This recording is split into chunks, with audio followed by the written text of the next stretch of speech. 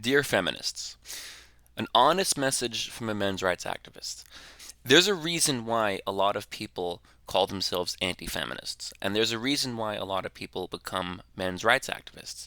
And it's because, quite simply, feminism does not do enough to help men's issues. And sometimes feminist organizations support laws that actually hurt men and discriminate against men. Now, I know what some of you might think. You might think that feminism is a women's movement and it's not the job of feminists to cater to men. And that's fine, that's fair, that's perfectly fair. A women's movement should be for women.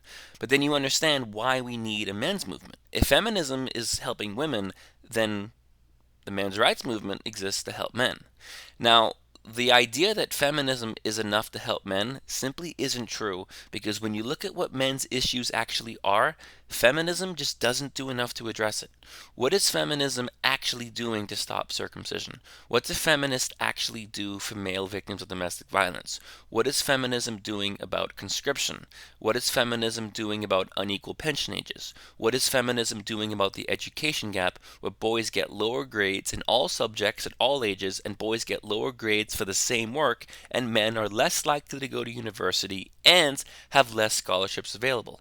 What are feminists doing about the homeless gap where men are significantly more likely to be homeless?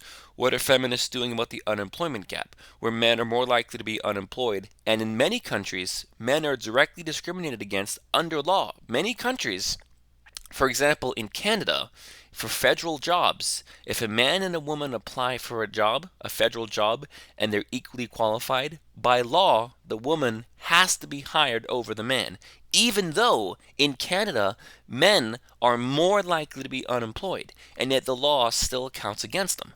What does feminism do about these things? So I just kind of find it arrogant when feminists insist that we don't need a men's rights movement because feminism helps men too. You're a woman's movement. It's not your call to decide what men need and what a men's movement should look like. It should be our call. And there's a misunderstanding when MRAs say that they're anti feminist.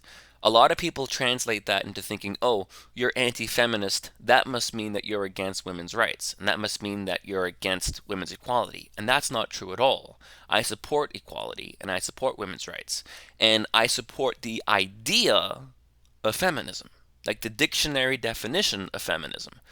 But what I'm against is what a lot of feminists actually say and do.